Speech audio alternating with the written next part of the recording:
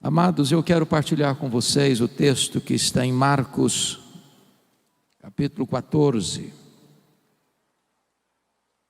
Marcos, capítulo 14, versos de 1 a 9.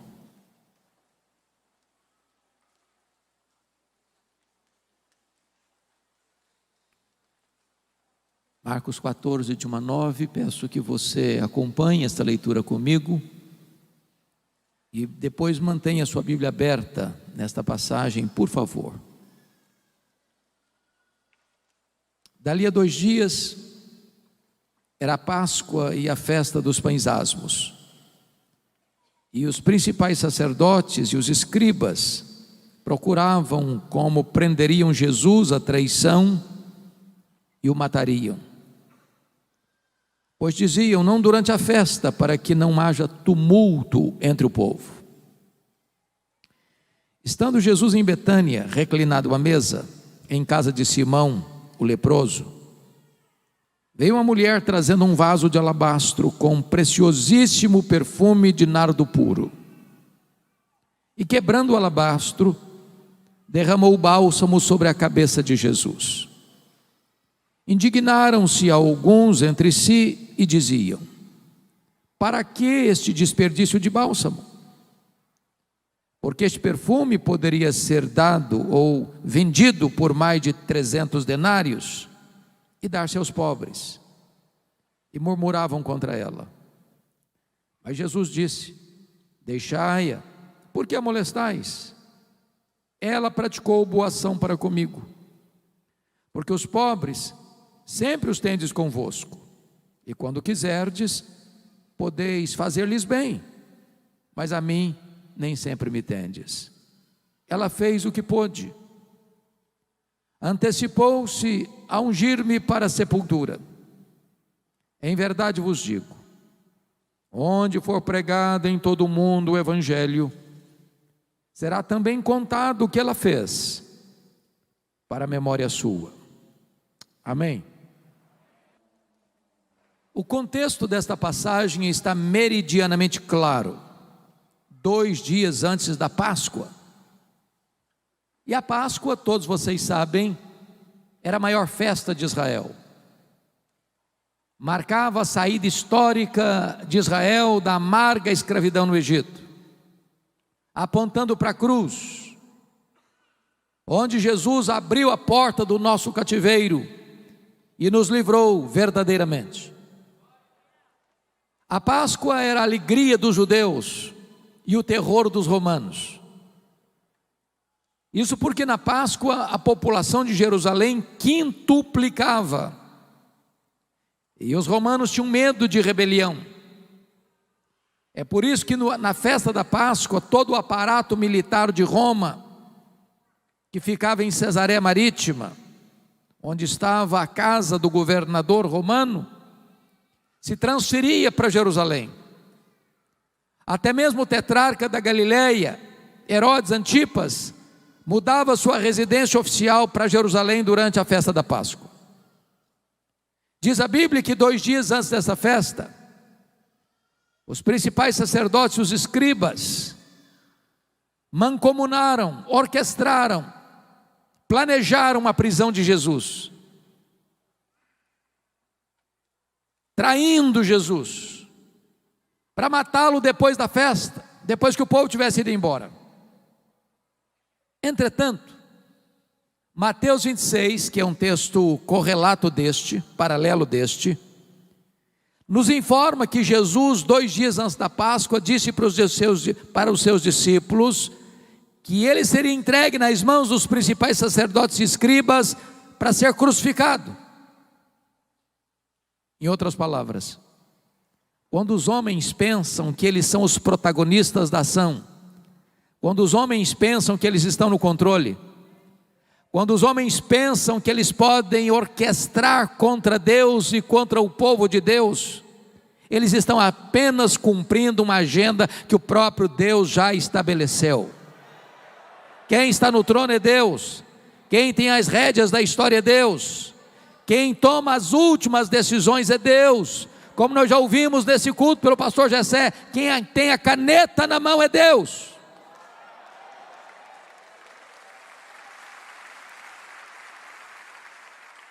É curioso que 10 quilômetros dali, onde as autoridades judaicas orquestravam a prisão e a morte de Jesus, na aldeia de Betânia, tem uma família preparando uma festa para Jesus. Jesus ainda hoje desperta sentimentos tão diferentes. Ele é amado por uns e odiado por outros. Ele é adorado por uns e rechaçado por outros. Vale destacar que este jantar ou esta festa que foi preparada para Jesus em Betânia acontece na casa de um homem cujo nome é Simão. A Bíblia não fala do sobrenome do Simão, mas adjetiva o Simão. Simão, o leproso. E eu faço uma pergunta a vocês: Simão ainda era leproso quando Jesus esteve na casa dele? E a resposta clara, categórica é: claro que não. Por que você sabe que não? Porque se ele fosse leproso, ele não podia ficar em casa, muito menos receber alguém em sua casa. Mas se Simão não era mais leproso, por que o evangelista registra que o jantar aconteceu na casa de Simão, o leproso, e não na casa de Simão, o ex-leproso? Para advertir-nos ainda hoje de um grande perigo, o perigo de rotular as pessoas, o perigo de marcar gente, o perigo de carimbar gente, porque rótulo fica, quando ele não é mais necessário. O doente foi curado, o cativo foi liberto, o perdido foi encontrado, o pecador foi salvo, mas o rótulo fica.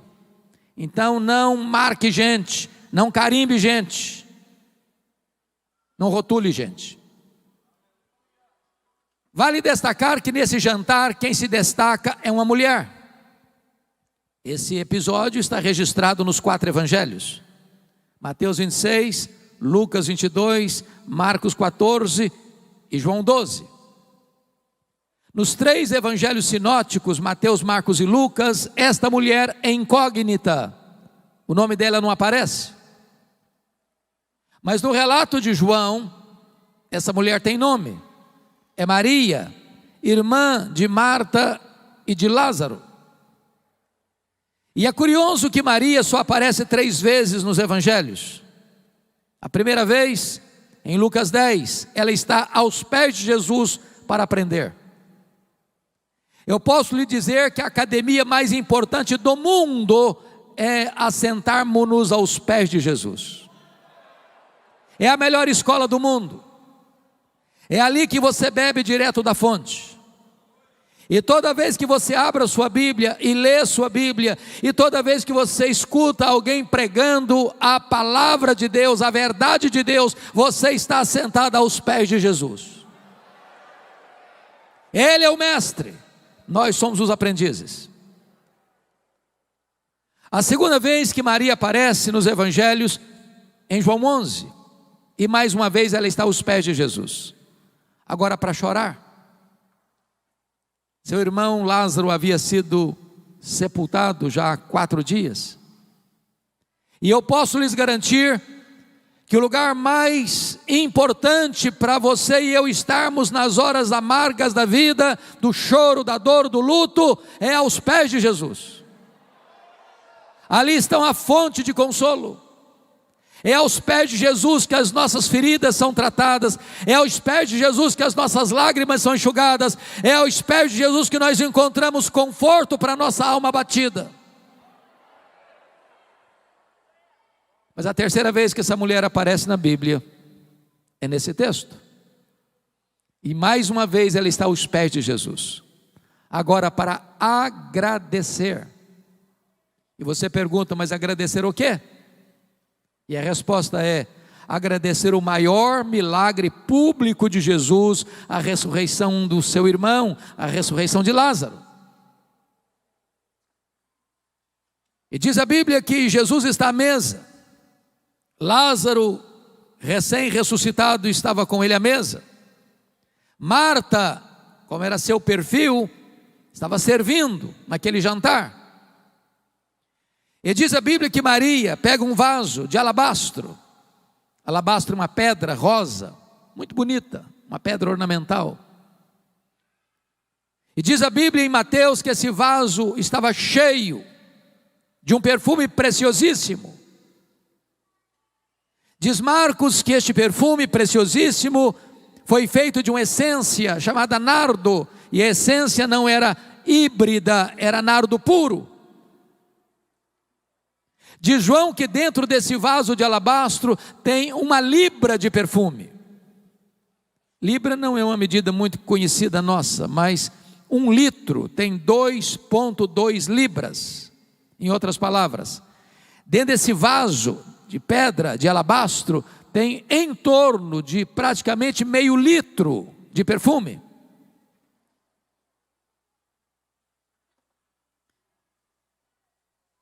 O texto diz que Maria então vem com esse vaso, e quando ela se posiciona atrás de Jesus, ela quebra esse vaso e derrama todo esse perfume, quase meio litro de perfume, na cabeça de Jesus.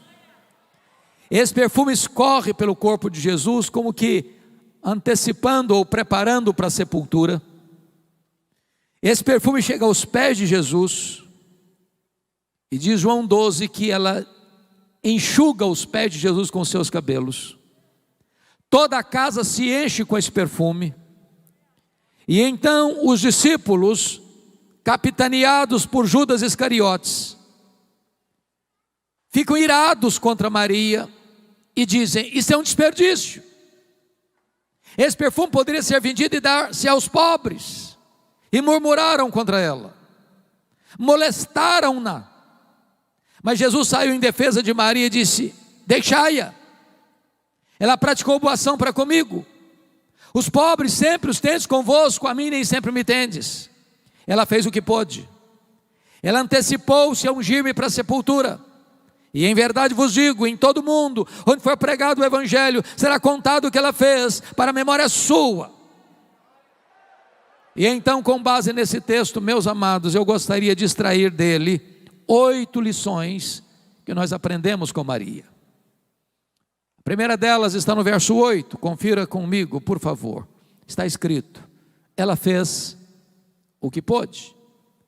Você pode repetir essa frase comigo? Ela fez o que pôde. Toda vez que eu leio esta passagem, eu pergunto a mim mesmo: meu Deus, será que eu estou fazendo para Jesus o que eu posso? Será que eu estou fazendo para Jesus tudo o que eu posso? Porque às vezes nós fazemos, mas fazemos relaxadamente. Às vezes nós fazemos, mas não fazemos tudo o que podemos. Às vezes nós fazemos, mas não fazemos com a motivação pura. Maria fez o que pôde. Me permita ilustrar isso. Em 1723, surge na Alemanha, pela liderança de Ludwig van Zinzendorf, um movimento de oração, que durou 100 anos ininterruptamente, desencadeando na Alemanha um movimento de oração, de reavivamento e de despertamento missionário. Para vocês terem uma ideia, esse movimento foi chamado de movimento moraviano. E os moravianos eram muito pobres naquele tempo, no século XVIII. E cada 19 crentes moravianos sustentavam um missionário fora da Alemanha. Alguns deles tão pobres eram que não podiam dar nenhum valor, nenhum dinheiro, nenhuma oferta para a sustentação da obra missionária.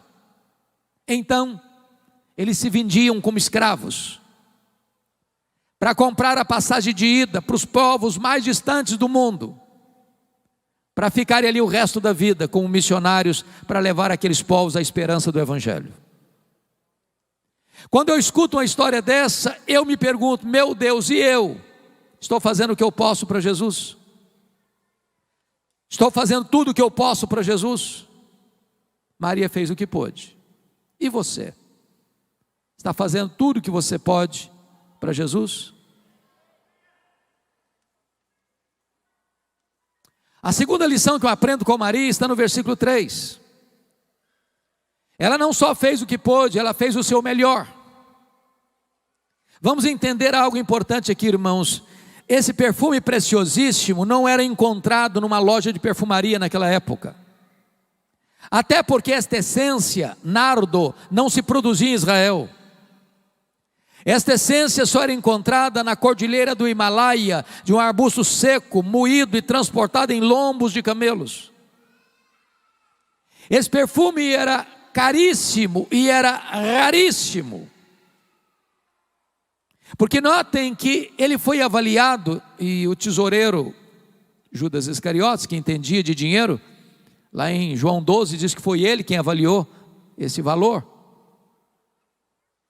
É só parar para pensar comigo agora. Em mais de 300 denários. Um denário era o salário de um trabalhador durante o dia. Ora, se ele foi avaliado em mais de 300 denários e tinha dentro daquele vaso menos de meio litro,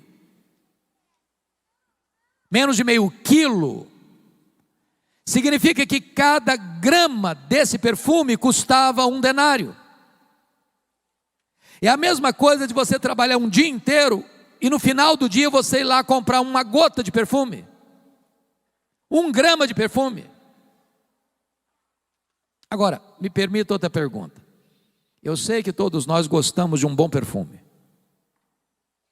Às vezes fazemos uma aventura de comprar um perfume caro. Quando você tem um bom perfume, eu pergunto a você, como é que você usa? É apenas um pouquinho, na ponta da orelha, num dia especial. E você diz assim, esse perfume tem que durar pelo menos 1 ano. Agora notem que Maria não chega e abre o vaso. Ela chega e quebra o vaso. E por que ela quebra o vaso? Porque ela está dizendo, eu não quero que sobre nem uma gota. Tudo que eu tenho, e o melhor que eu tenho, eu quero colocar a serviço de Jesus. Ela fez o seu melhor.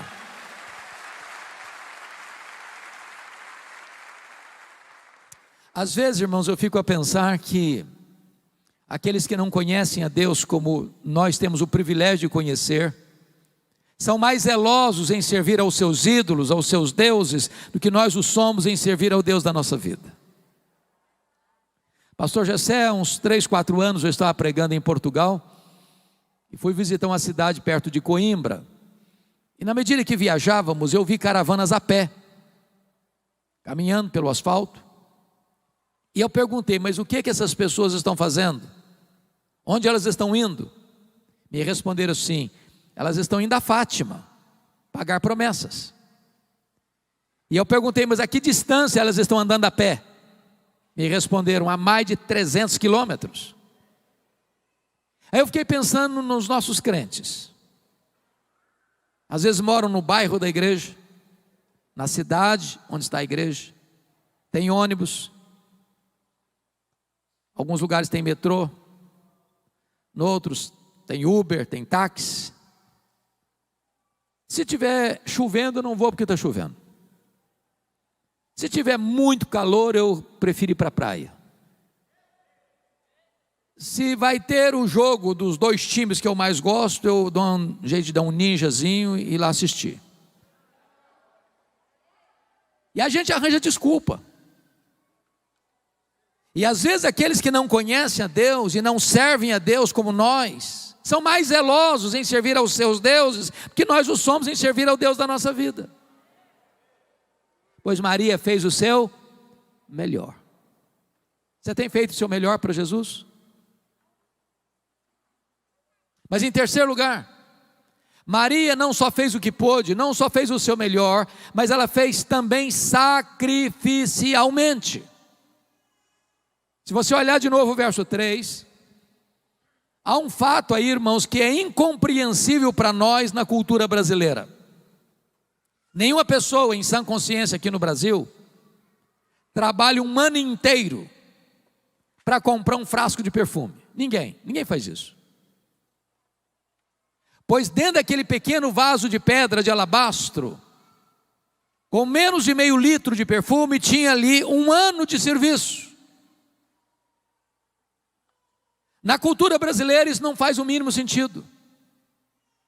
E você ainda pode perguntar, como é que uma moça pobre, de uma família pobre, de uma aldeia pobre, pode gastar um ano de trabalho, de economia, para investir num frasco de perfume?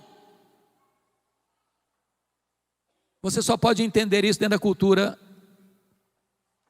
israelita.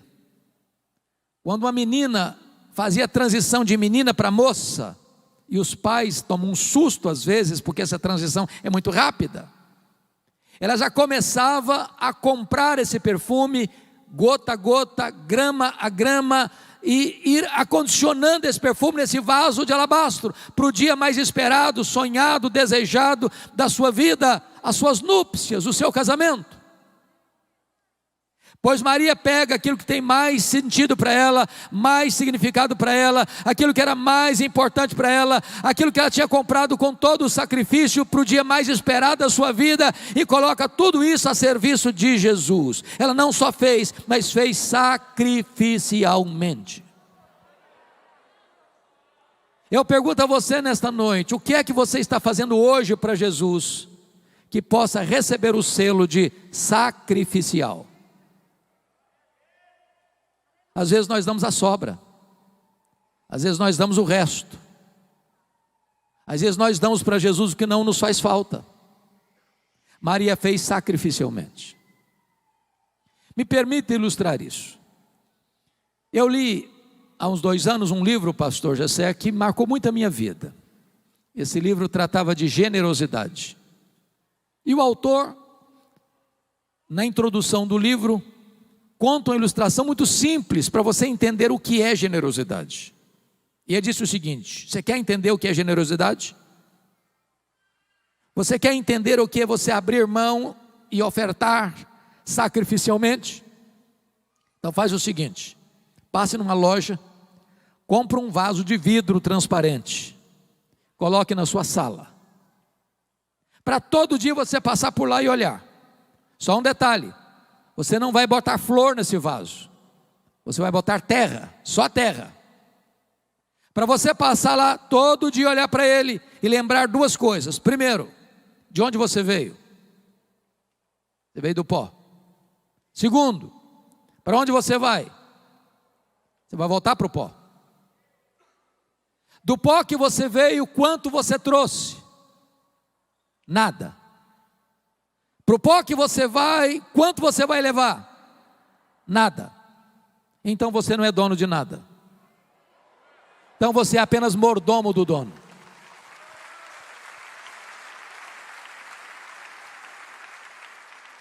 A Bíblia diz que o dono é generoso. E a Bíblia diz que você e eu somos mordomo do dono, e o que se requer do mordomo é que ele seja encontrado fiel. E a única maneira de você ser fiel com o que é do dono é sendo generoso com o que é do dono, porque o dono é generoso. O grande problema que você e eu temos para sermos generosos é a síndrome de dono. Se é meu, é para mim. No momento que você entender que você é um mordomo e você administra o que é de Deus, você não tem mais dificuldade de ser generoso com o que é do dono, porque o dono é generoso. O que você já fez hoje, até hoje, para Jesus, que você possa dizer assim: essa oferta foi uma oferta sacrificial? Me permita contar uma história que aconteceu aqui na Paraíba, na cidade de Itaporanga. A Igreja Batista Missionária estava passando um momento muito difícil em virtude da seca, e o pastor da igreja tinha um programa na rádio que alcançava 40 mil pessoas no entorno da cidade de Itaporanga.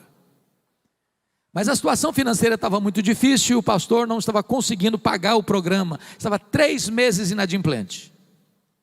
Então ele recebeu um ultimato da editora dizendo o seguinte: ou o senhor paga o programa, ou nós vamos ter que tirar o programa do ar. Então o pastor chegou na igreja no domingo à noite, e fez um desafio para os crentes: meus irmãos, o programa não pode sair do ar. Tem 40 mil pessoas que ouvem essa mensagem e nós não podemos tirar o programa do ar. Então eu quero conclamar vocês, a todos nós, fazermos uma oferta sacrificial para o programa não sair do ar.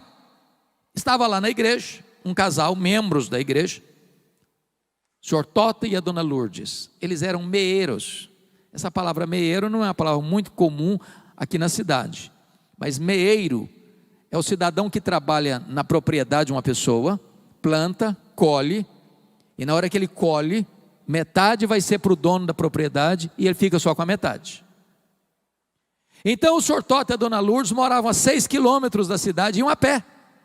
Retornando para casa, o casal ia discutindo, e a Lourdes dizendo: ô Tota, você viu o apelo do pastor, o programa não pode sair do ar, nós temos que fazer uma oferta sacrificial. E o Tota dizia: mas Lourdes, lá em casa não tem dinheiro. Não, mas nós temos que ajudar. Mas Lourdes, fazer o quê? Não tem dinheiro lá em casa, vão dar o quê?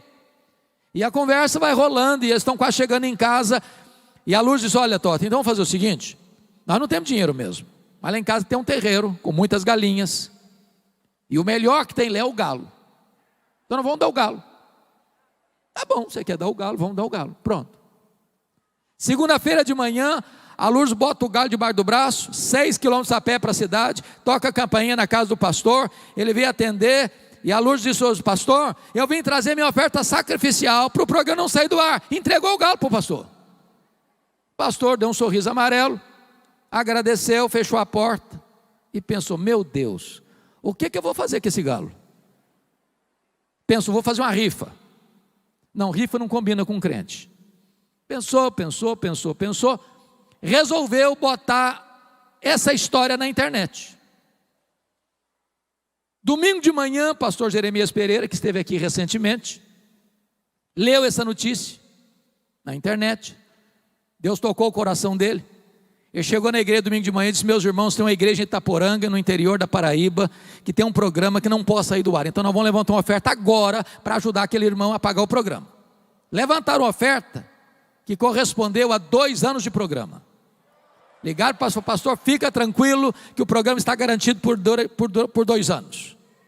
O próprio pastor Jeremias está pregando lá no Canadá, uma igreja de um grande amigo, conta a história da mulher do galo. Levantou um empresário e disse: meus irmãos, quero saber se a dona Luz está precisando de alguma coisa.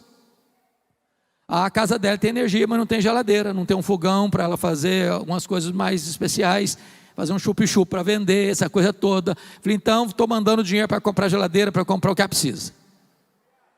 Pastor Jeremias está pregando uma outra igreja, levanta uma pessoa e diz: eu quero saber essa terra. Ué, não precisa ser meieira mais não, vamos comprar terra, a terra vai ser dela. Vão comprar terra, vão passar a propriedade no nome dela, a escritura no nome dela, ela vai ser proprietária, não vai ser meieira mais. Comprar a terra, passar a escritura no nome dela. Está pregando outra igreja, levanta o irmão e diz: eu quero saber como é que é essa terra, se ela está produzindo direito, se precisa mandar um engenheiro agrônomo lá, se cavar poço artesiano, se precisa irrigar essa terra, trabalhar essa terra para produzir, e fizeram isso. Está pregando uma igreja em Nova York, levanta o irmão e diz: eu quero saber se a casa da dona Luiz é uma casa boa. Não, a casa é humilde, uma casa simples, tem energia, tem geladeira, tem isso, tem aquilo, mas a casa é muito simples. Então derruba tudo, vamos construir uma casa grande, de alvenaria, bonita, confortável, mobiliar, fazer tudo que ela precisa. Um repórter da Christianity Today escuta essa história em Nova York, pega um avião, desce em João Pessoa, pega um carro, vai a Itaporanga e faz uma entrevista com a dona Lourdes. E essa história da mulher do galo percorreu o mundo inteiro. Porque uma mulher, um homem, meieiros, deram uma oferta sacrificial, sem esperar nada em troca. Não é barganha, não é troca.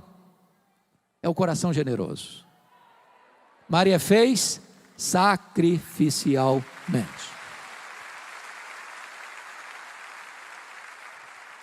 Quarto lugar, Maria fez apesar das críticas. Eu sou pastor há 40 anos e eu confesso a vocês que eu nunca vi uma pessoa se levantando para fazer a obra de Deus sem enfrentar críticas. Quem tem medo de críticas não serve a Deus. Quem tem medo de críticas está mais interessado no aplauso dos homens do que na aprovação de Deus. Maria enfrentou 3 críticas. Confira comigo o verso 4. Indignaram-se alguns entre si e diziam: para que esse desperdício de bálsamo?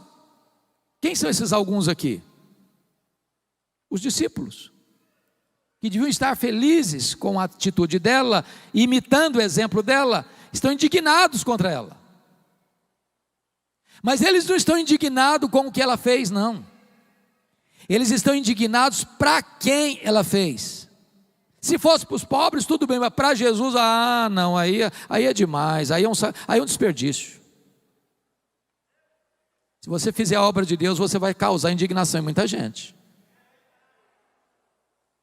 A segunda crítica que ela recebe está no versículo 5, confira aí. Porque este perfume poderia ser vendido por mais de 300 denários e dar-se aos pobres, e murmuravam contra ela. Agora não é mais indignação, é murmuração. É bem verdade que esse negócio de murmuração está acabando nas igrejas, né, irmãos? Ele não murmura mais, né? Mas vejam vocês, eles não estão murmurando, eles estão murmurando contra ela. É curioso que João 12 relata que é Judas Iscariotes quem puxa essa fila da murmuração contra Maria, e é nesse contexto aqui que a Bíblia diz que ele era ladrão. Ele não estava interessado em ajudar pobre, coisa nenhuma, ele estava interessado em embolsar essa grana. E ele fica muito irritado com Maria, porque ele é avarento, ele ama o dinheiro. E quando ele vê Maria de maneira tão generosa, de maneira tão sacrificial, oferecendo para Jesus algo que tem um valor tão grande que ele podia e queria embolsar, mas ela oferece para Jesus, isso provoca nele indignação e murmuração. E é desse jantar que Judas Iscariotes sai e vai para Jerusalém nas caladas da noite para vender Jesus e trair o seu mestre. Mas a quarta crítica que Maria enfrenta está aí no versículo 6. Mas Jesus disse: deixai-a, porque a molestais. Ela praticou boa ação para comigo. Primeiro, indignação. Segundo, murmuração. Terceiro, molestação. Molestar hoje é crime, da cadeia. Então deixa eu fazer uma perguntinha. Você está fazendo a obra de Deus? As pessoas estão criticando você? Continue fazendo a obra de Deus. As pessoas estão irritadas? Continue fazendo a obra de Deus. As pessoas estão murmurando? Continue fazendo a obra de Deus. As pessoas estão molestando você? Continue fazendo a obra de Deus. Você não faz para agradar a homens, você faz para exaltar a Deus. Faça apesar das críticas. Porque é bem verdade que tem crentes porcelana, cristal, crente hipersensível. Qualquer coisinha se melindra. Qualquer coisinha, também vou sair da igreja. Qualquer coisa, também eu estava fazendo, me criticaram, também não faço mais nada na igreja. Meu irmão, em nome de Jesus, você tem que ser um crente maduro. Larga de ser hipersensível. Larga de ser porcelana. Larga de ser crente cristal. Faça a obra de Deus, apesar das críticas. Mas em quinto lugar, Maria fez só para agradar a Jesus. É o texto de João 12 que nos relata isso, porque só João nos relata esse fato, que Maria enxuga os pés de Jesus com os seus cabelos. Você pergunta, na cultura brasileira, o que significa isso? Resposta: nada, nada, só um ato de humildade. Porém, na cultura israelita isso era um escândalo. Uma mulher não soltava os cabelos em público. Mas por que Maria fez isso? Meus amados irmãos, há momentos na vida que quando você ama Jesus, o seu coração transborda de alegria e de gratidão por Jesus. Você não consegue ficar muito preso dentro de determinadas cercas culturais, de etiquetas sociais. Você acaba transcendendo. Maria não está preocupada o que vai pensar o Judas, o que vai pensar o Tomé, o que vai pensar o Mateus, o que vai pensar este, pensar aquele. Ela não está medindo palavras, ela não está medindo atitudes e gestos, porque ela está melindrada com o que um vai falar, o que o outro vai dizer, o que o outro vai pensar. Não, ela só tem um vetor que governa a vida dela, é agradar ao Senhor Jesus. Às vezes nós ficamos cheios de dedos, às vezes nós ficamos melindrados demais, agradando um, agradando a outro, agradando aquele outro, e a gente acaba desagradando a Jesus. Eu não estou dizendo a você que você e eu temos liberdade para sair aí desagradando as pessoas, não. O que eu estou lhe dizendo é que o vetor que deve governar a nossa vida é só agradar a Jesus.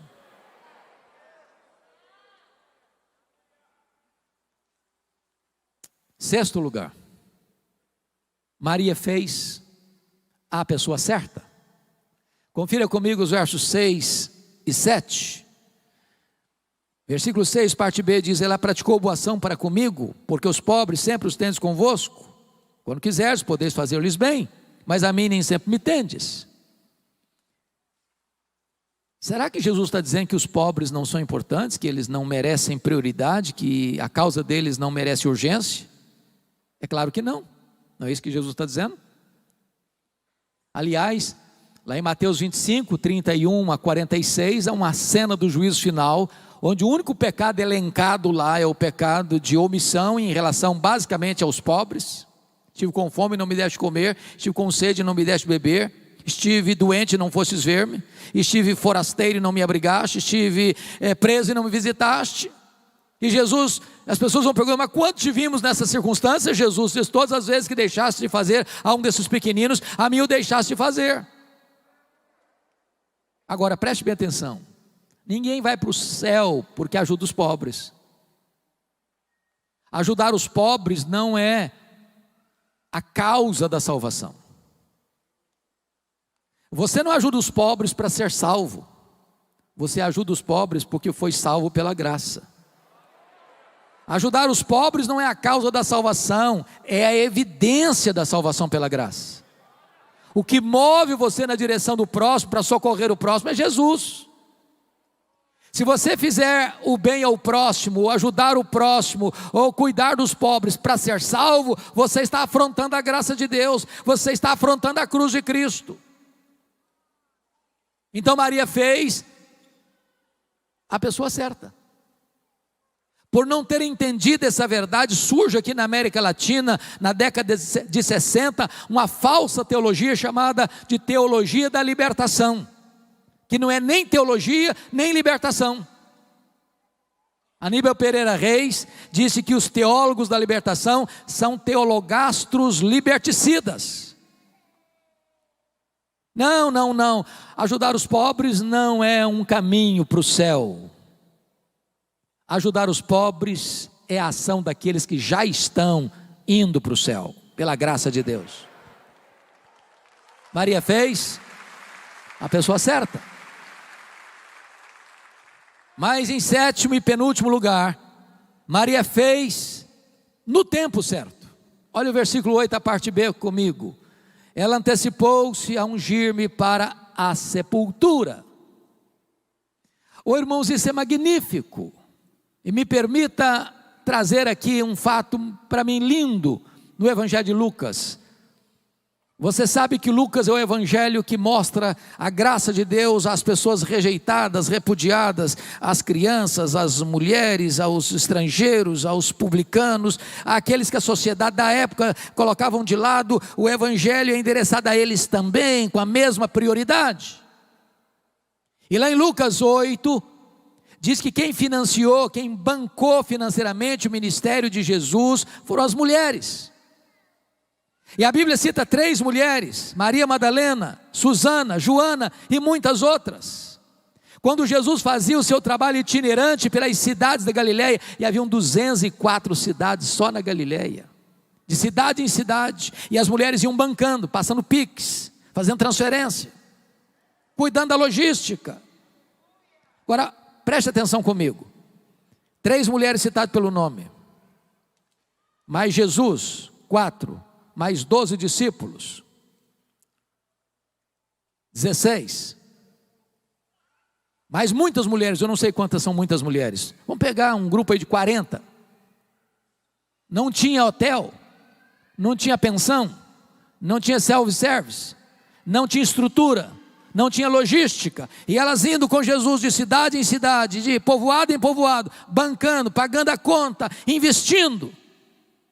Quando Jesus está subindo para Jerusalém para ser crucificado, e Jesus já tinha alertado isso para os discípulos e elas presentes, elas foram com ele. Quando Jesus foi crucificado, só tem João lá, mas essas mulheres estão presentes. Quando Jesus foi sepultado, diz Lucas 23, 53, 54, que não consta nem que João estivesse no sepultamento de Jesus, mas essas mulheres estavam lá, vendo onde e como Jesus foi sepultado. Repete comigo: onde e como Jesus foi sepultado. Eu queria que você acompanhasse meu raciocínio agora, por favor. Que horas Jesus morreu na sexta-feira? 3 da tarde, hora nona. Que horas ele foi sepultado? Claro que tem que ser antes das 6 da tarde, porque 6 da tarde começava o sábado. São 3 horas então entre a morte e o sepultamento. Agora, o que tem que acontecer nessas 3 horas? Morreu, morreu. Ninguém tem autoridade de tirar o corpo da cruz. Então tem que ter uma permissão do governador. Bom, para ir no governador também não pode ir qualquer um, porque nem vai receber. Então tem que escolher uma pessoa que tem trânsito. Então escolheram José de Arimateia. E aí chega lá no governador e diz: governador, queria permissão para tirar o corpo do Jesus de Nazaré, o rei dos judeus da cruz, porque ele morreu. Não morreu não. Não tem tempo. Ih, demora. Tem gente que fica mais de um dia. Morreu não. Não morreu, senhor. Não morreu. Eu só acredito se o centurião vier aqui me falar que morreu. Aí vai lá buscar um centurião. Aí volta com o centurião. Morreu, senhor governador. Então o governador tem que fazer um documento. Aí tem que ir lá, tem que tirar o corpo, tem que ir no mercado comprar perfumes, tem que ir no mercado comprar lençóis e linho, tem que descer o corpo, tem que limpar o corpo, tem que passar perfume no corpo, tem que enrolar o corpo com lençol, tem que tirar o corpo daqui, tem que ir lá rolar a pedra, porque o túmulo é novo, nunca foi usado, a pedra é pesada, e aí tem que botar o corpo lá dentro, tem que sair de lá, tem que rolar a pedra de novo, e as mulheres ali, vendo onde e como Jesus foi sepultado. Agora preste atenção nisso. Por que essas mulheres foram? Acabou o sábado, 6 da tarde, correram para o mercado para comprar perfumes. Por quê? Embora haja um silêncio do texto, e eu fico imaginando, pensando, meditando: meu Deus, por quê? Por quê? Por quê? As mulheres não gostam de nada mal feito, e elas estão olhando onde e como. Eu acho que elas pensaram assim: está mal feito esse serviço, nós vamos fazer direito. Nós vamos fazer direito. Quando elas chegam domingo de madrugada, a pedra rolada, o túmulo aberto, entram no túmulo, o túmulo está vazio. Elas saem do túmulo, um anjo diz para elas assim: o que vocês vieram fazer aqui? Procurar entre os mortos aquele que está vivo. Ele não está mais aqui não, ele ressuscitou.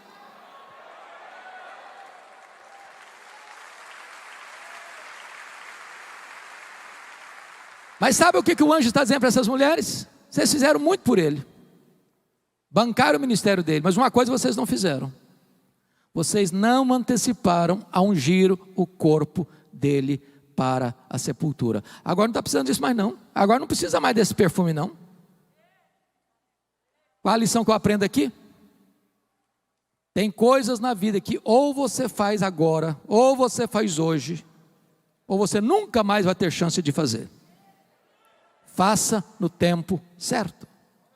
Aquela conversa, aquele encontro, aquele acerto, aquele conserto, aquela decisão, aquela reconciliação, aquela restauração, aquele socorro que você vai enfiar a mão no bolso e ajudar a pessoa que está precisando de ajuda. Faça hoje, para você não chorar a dor do remorso amanhã. Há uma coisa que me choca muito, pastor Gessé, na cultura brasileira: são os nossos funerais. Eu nunca vi ninguém receber tanto elogio quanto os defuntos. Nunca vi. É uma rasgação de seda em cima do caixão que não tem mais jeito. A grande pergunta é: será que aquela pessoa escutou algum desses elogios? Porque depois que morre não fica mais consolado em receber elogio não. E tem gente tão espiritual que você fica até meio chocado. Não, pastor, esse negócio de elogiar é um perigo, porque vai levar a pessoa a ficar vaidosa. Meu amado irmão, o que a Bíblia proíbe é a hipocrisia. A palavra boa, na hora certa, com a motivação certa, é um bálsamo no coração. Então não espere a pessoa morrer para elogiar não. Se você tem que homenagear alguém, homenageie em vida. Se você tem que falar alguma coisa bonita e positiva da pessoa, fale em vida. Se você tem que encorajar alguém, encoraje em vida, no tempo certo.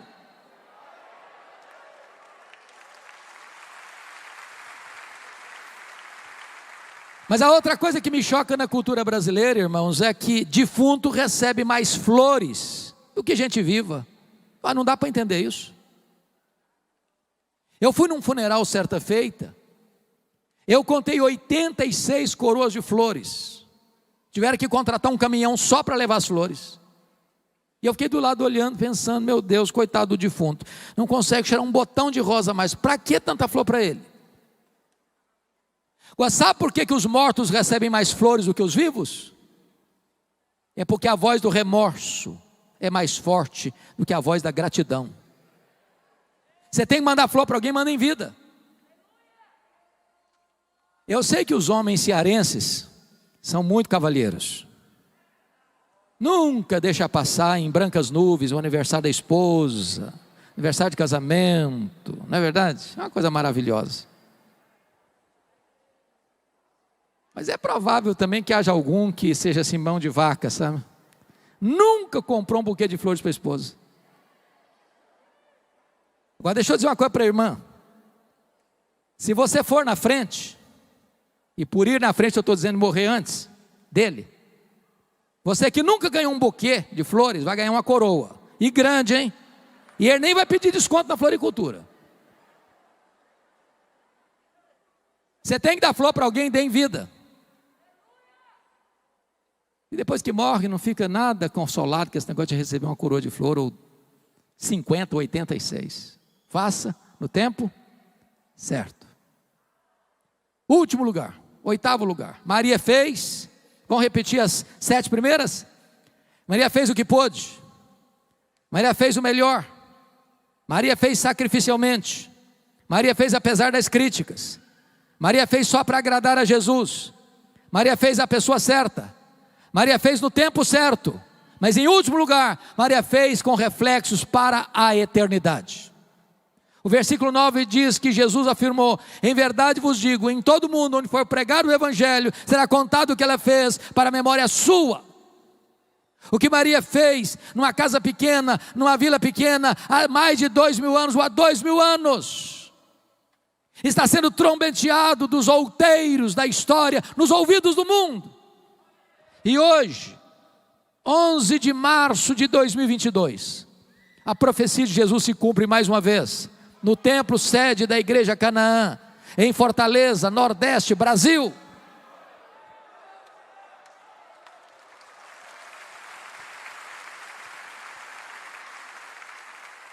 A grande pergunta nesta noite é esta: o que é que você está fazendo que vai impactar as futuras gerações? Não sei se você pensa nisso, mas imagine essa cena, se Jesus não voltar antes, depois de 50 anos que você já tiver partido desta vida, e alguém passar lá no cemitério, der uma espanada lá, naquela placa de mármore branca, a sua vida vai estar, a sua história ainda vai impactar alguém? Nós vivemos uma geração humanista, narcisista, egoísta, materialista, só pensa cada um em si mesmo. O que é que nós estamos fazendo, irmãos, para impactar as futuras gerações? E eu queria concluir trazendo à memória esclarecida de vocês uma das histórias mais tristes da Bíblia, de um homem de Deus, o rei Ezequias. Começou a reinar com 25 anos, reinou 29 anos, morreu com 54 anos. Um homem que não tinha berço. Seu pai era um homem horrível, Acás. Mas ele resolveu ser diferente do pai, porque não é o meio que influencia o homem, é o homem que influencia o meio. E então diz a Bíblia que ele resolveu ser um homem de Deus. E ele foi um homem tal que diz a Bíblia que ninguém foi igual a ele antes, ninguém foi igual a ele depois. E ele fez reformas, ele experimentou um avivamento, ele se tornou um homem rico, ele se tornou um homem próspero. E a bênção de Deus fluía das suas mãos para toda a nação. Mas aos 39 anos de idade ele enfrenta 2 problemas gravíssimos. Foi no governo dele que caiu a Samaria nas mãos dos assírios. E esses mesmos assírios cercam Jerusalém e mandam um recado abusado para ele: renda-se, porque nenhum Deus pode levar você da minha mão. Se não bastasse esse cerco militar, ele fica doente, e o profeta Isaías vai na casa dele e diz: põe em ordem a tua casa, porque morrerás e não viverás. E diz a Bíblia que só sobrou para ele uma parede, e para a parede ele se voltou, e orou fervorosamente, chorou abundantemente, e Deus respondeu rapidamente. O profeta não tinha saído da cidade ainda, e Deus diz: volta lá, Isaías, volta lá, e diz a Ezequias, príncipe do meu povo, que eu ouvi a sua oração, eu ouvi a sua lágrima, eu o curarei da sua enfermidade, e eu livrarei Jerusalém do poder da Assíria, e no terceiro dia tu subirás à casa de Deus. O milagre foi tão grande, que lá na Babilônia, um novo império que surgia, escutou-se esse milagre, e o rei da Babilônia manda uma comitiva diplomática a Jerusalém para visitar Ezequias, para oferecer presentes para Ezequias. E quando essa comitiva chegou, Ezequias abriu os seus tesouros, abriu o seu palácio, mostrou toda a riqueza, toda a glória, toda a fortuna, todo o poder, todo o sucesso do seu governo, e não deu uma palavra sequer de exaltação a Deus, que foi mal aos olhos do Senhor. O profeta Isaías voltou na sua casa e disse: escuta o que Deus vai dizer agora. Essa Babilônia vai se tornar um grande império e vai voltar, e vai saquear tudo que vocês ajuntaram, tudo, vai levar tudo embora. E tem mais: dos filhos que tu gerares serão levados cativos. E tem mais: esses filhos vão ser feitos eunucos. Sabe o que significa isso? Esses filhos vão ser castrados, não vão poder gerar. Isso aqui é uma tragédia maior que essa. Sabe qual foi a resposta do rei para o profeta? Boa é essa palavra. Bom, você não entendeu o que eu falei. Estou falando que a Babilônia vai saquear tudo, eu estou falando que os filhos vão ser escravos, eu estou falando que os filhos vão ser castrados, e você vem me falar que boa é essa palavra. Você ficou louco, você perdeu o juízo. O rei justificou: boa é essa palavra, porque eu terei paz nos meus dias. Quando isso acontecer, eu já bati as botas. Quando isso acontecer, eu não estou mais aqui para contar a história.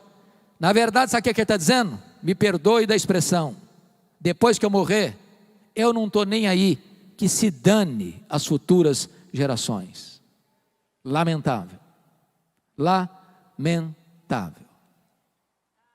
Quero dizer para você, meu irmão, que nós precisamos cuidar das futuras gerações, cuidar dos nossos filhos, cuidar dos nossos netos.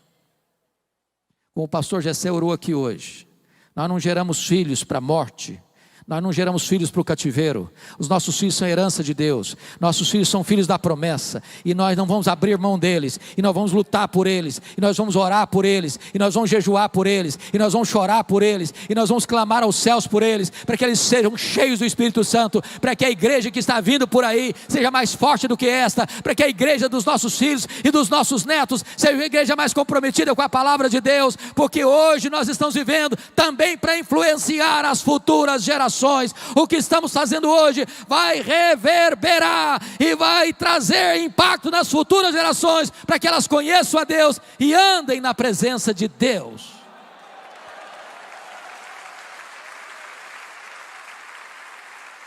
Que Deus nos ajude, irmãos, a viver como Maria viveu, aos pés de Jesus para aprender, aos pés de Jesus para chorar, aos pés de Jesus para agradecer.